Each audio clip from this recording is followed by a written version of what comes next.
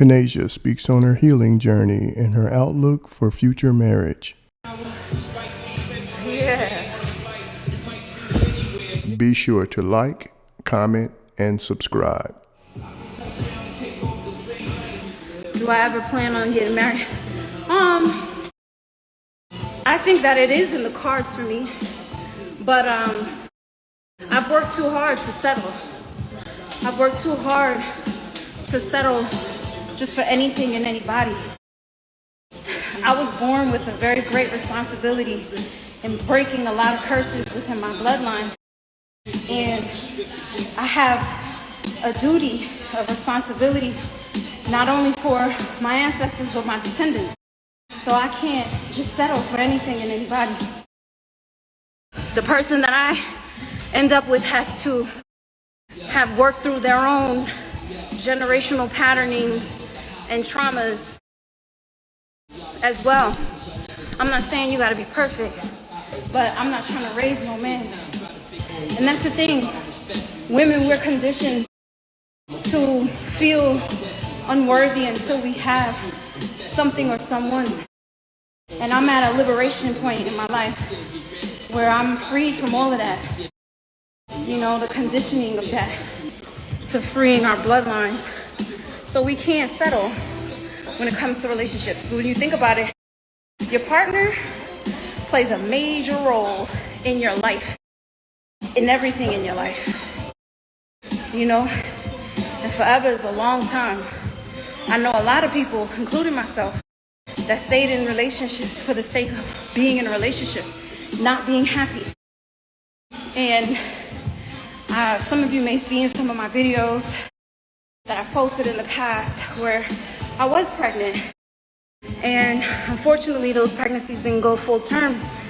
But in my knowing of my responsibility and duty, I understand why, or I understand why. I wasn't supposed to bring children into this world with those karmic patterns and limitations still within me, dependent on a man, not feeling worthy unless I'm in a relationship. All that shit had to go. And don't get me wrong, age don't mean nothing, unfortunately. I've dated a man beyond 40. I've dated a man 10 years my senior, 8 years my senior. I'm always with men older than me. That don't mean nothing. Age does not mean a thing in terms of maturity. There are a lot of immature, there are a lot of grown-ass children in adult men bodies. No, I don't recommend that at all. Letting your father vet who you're dating? No. That ain't for me. That may work for you, but that's not for me. The problem is a lot of women are dating looking for their father. That's why I won't end up in a relationship where I'm calling my man daddy. Baby, I'm not a baby. I'm not a child. I'm a grown-ass woman. We don't realize a lot of our culture and a lot of things are rooted in, I don't want to say that, but rooted in a sexual undertone that I ain't with that. Both fathers should meet. No, baby girl, don't try to push your perspective on me. I hear you, but we are entitled to have opposite opinions. If that's your opinion, I love it for you, but that don't work for me. I do agree. Family, you choose your family. If I went by that, I had a man ask my father for my hand in marriage, and that man ended up breaking my teeth. So that can't really apply. I had a female call me daddy, and I said, no, I'm not your daddy, please don't call me. Nah, for real, we don't realize, like, a lot of our culture, a lot of things that we do, that's just traditionally known that we do, is rooted in other shit. I'm not doing that. No, don't feel sorry for me. It was something that I had to go through in order to push me to this point.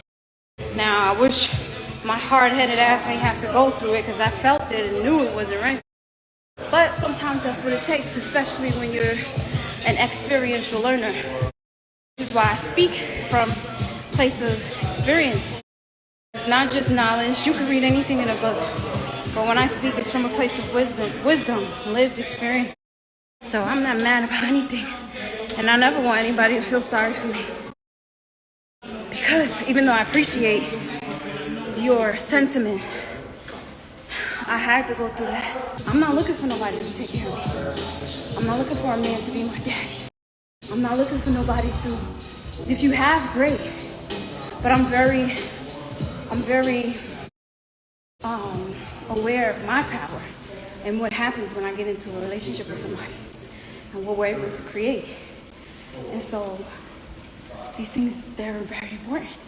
And this is why men walk around feeling unappreciated, or they buy women because they've been taught that providing is love, because they've never been taught how to be vulnerable, or they've never been allowed to be vulnerable, to be emotional, to speak how they feel.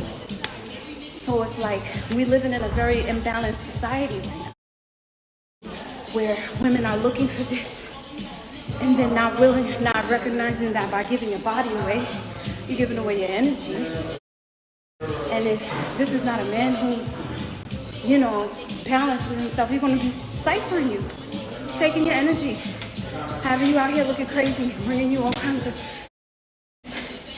and emotional and energetic by other women than you. So, yeah, no. Yeah, and that's not fair. That's not fair. You gotta leave space for a man to be vulnerable, emotional. We're humans. We're sentient beings. We're spiritual beings having a human experience. Yes. Who's not being messy?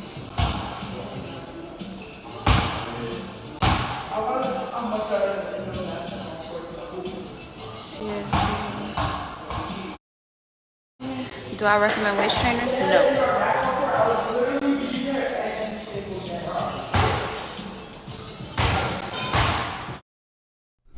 No, I don't. The website is wifeforcreation.com. No, I do not recommend waist trainers. Unfortunately, when I was before I stopped eating meat, I used to wear waist trainers and stuff. And it was a temporary fix for me. It wasn't something that was, and that material, that's like sweating, and that material getting in your bloodstream is kind of wild.